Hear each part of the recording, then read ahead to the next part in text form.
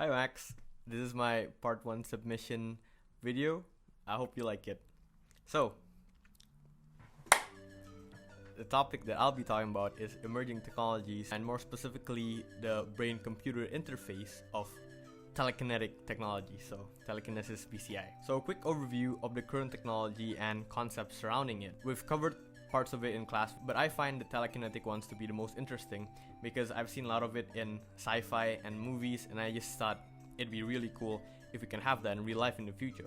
The most interesting example that I found was the development made by the California Institute of Technology in Pasadena. So a quick rundown on how this technology works is that the movement of our bodies is completely dependent on the transmissions of signals from our spinal cord between our brain and our limbs, our body parts. This is why people who suffer from paralysis or are paraplegic are often connected to severe injuries to the spinal cord itself. And modern prosthetics often use electrodes connected to our brain, specifically our motor cortex, to transfer signal from our brain to a computer, which then translate that to instructions to a prosthetic arm.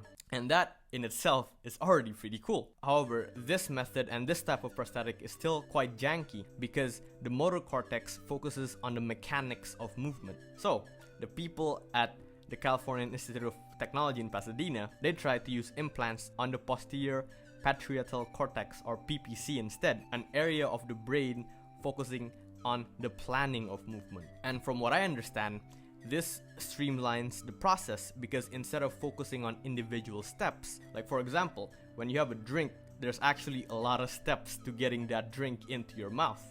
You gotta open your hand, you gotta grip the cup, you gotta bring your arm closer, you bend your elbow, and then you gotta tilt your wrist at a specific angle, and then you can enjoy your drink. And I'm guessing this step-by-step process translates into a complicated, clunky set of instructions to the motor cortex type of prosthetic. When implants are placed on the PCC instead, the signal is sent as one fluid action, so it is very easy for the users to just visualize the movement, and then the robot limb will just naturally do that action too. I don't quite understand exactly how the science works, but seeing it in action, it looks really fluid and it looks really natural. Furthermore, a reason why I found this example to be the most interesting one is because it's basically what Doctor Octopus was trying to do in Spider-Man 2. Now looking back at Spider-Man 2, the movie was kinda accurate. The whole mechanism of his tentacles were connected to a robotic spine that was connected to his actual back. So now knowing that movement in real life is actually dictated by brainwaves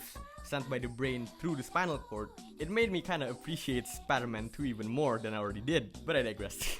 However, I just think that Doctor Octopus is an excellent example of the natural evolution of this kind of technology. Of course, initially, like right now, the focus of it would be to create a near-perfect, seamless prosthetic replacement for people who are amputees or paraplegics, but I think once we've done that, we can just start adding extra limbs to people to help them in physical activities like construction work, mountain climbing, or even in the army. And speaking of the army, there is a risk that this would be weaponized. Look at Doctor Octopus. He's literally a cautionary tale on the harm that this type of technology can bring. Also, apparently, this third limb concept for the army is already in the works. It's supposed to be used as a tool to hold guns and control their recoil and such. And this is very concerning. Or we can take it a step further and replace limbs outright with just guns, having like a war machine situation going on with a gun mounted on the shoulders of army men that is controlled by their minds. But on a practical commercial future product perspective